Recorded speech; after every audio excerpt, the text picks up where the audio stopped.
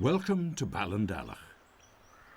Ballindalloch, a castle, a farm, a sporting and forestry estate set in magnificent mountain country, bordered by sparkling rivers. But above all, home to an ancient Scottish family with a wish to share their heritage.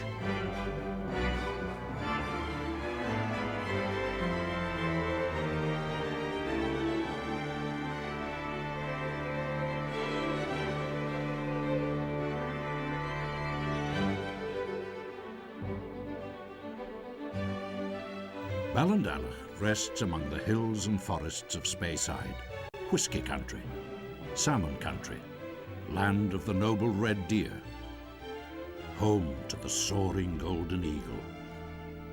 The area has been peopled for thousands of years. The present castle dates back to the 16th century. The laird at that time planned to build his castle on a nearby hillock, but it's said that the fairy folk objected. That building tumbled down mysteriously. A voice told the laird, "Build it in the Coohaw, the cow's meadow." He did, and this is where it stands today. The oldest stone in the building, now the lintel of a fireplace, bears the names of two lovers and a date. Over 4 centuries later, Ballindalloch is still the family home of the Macpherson Grants. The eldest son of Ballindalloch, Guy, is chief of the Invereshi branch of Clan Macpherson. Though he cannot call men to arms to do battle with neighbouring rival clans, he does have responsibilities to the community. Officiating at Aberdeen Highland Games is one of his more pleasurable duties.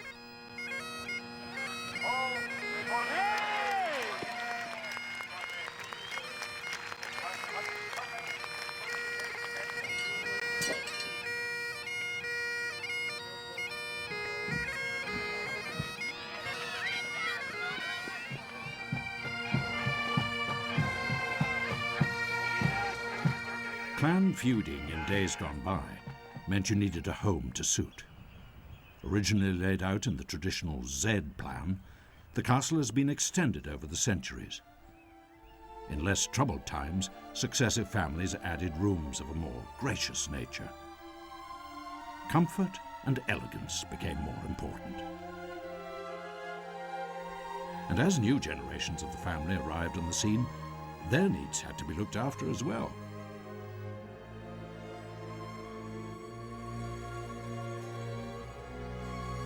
Portraits of family past keep watch in the Great Hall, now the dining room. This is no museum, but a living room that regularly rings with the laughter and conviviality of good company. The lady of the house, Claire Macpherson Grant, now Mrs. Oliver Russell, is watched with approval by her forebears. General James Grant, soldier of note and governor of Florida in 1763. In recognition of his services to the Crown during the American Wars of Independence, he was presented with portraits of his king, George III, and Queen Charlotte, painted by Allan Ramsay. Every castle has its ghosts. Ballindalloch has a friendly one. It's reputed that the ghost of General Grant still walks the corridors, perhaps in search of his favourite room, the wine cellar. Once, this was the castle dungeon, but now it serves a much happier purpose. Through marriage, the family name became Macpherson Grant, and in 1838, George Macpherson of Invereshi was created baronet as Sir George Macpherson Grant of Ballindalloch. In 1869, the 4th baronet, another Sir George, together with the distiller John Smith, founded Cragganmore Whisky Distillery.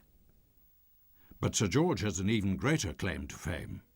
In the middle of the 19th century, along with 2 other agricultural improvers, he developed the now internationally famous breed of beef cattle, the Aberdeen Angus.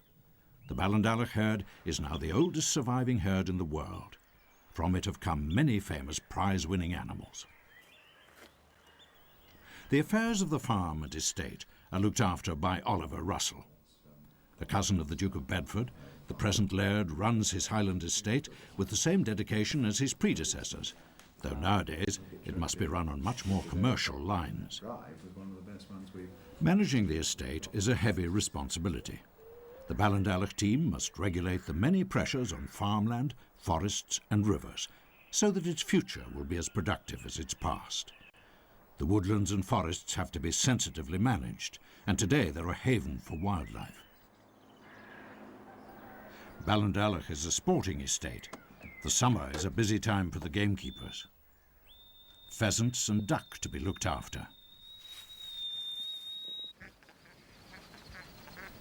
And then in August, visitors will come to the hills in search of grouse.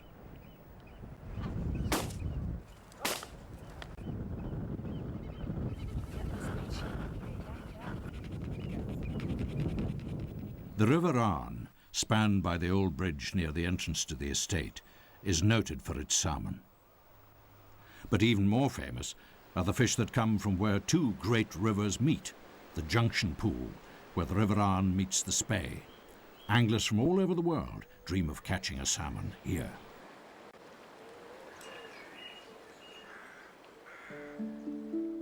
The glory of Ballindalloch must surely be the castle gardens, all year round reflecting the seasons and beauty that is Speyside.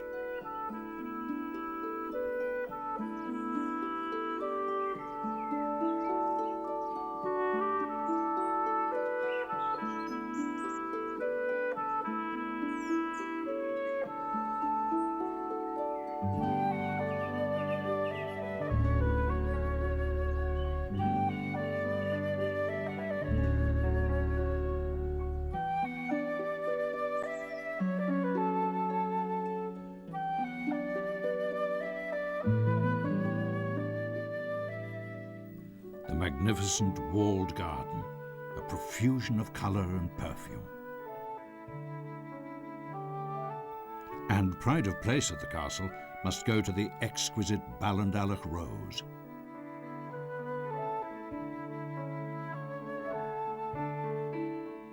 Ballindalloch Castle and Estate, part of the wider community that is Speyside.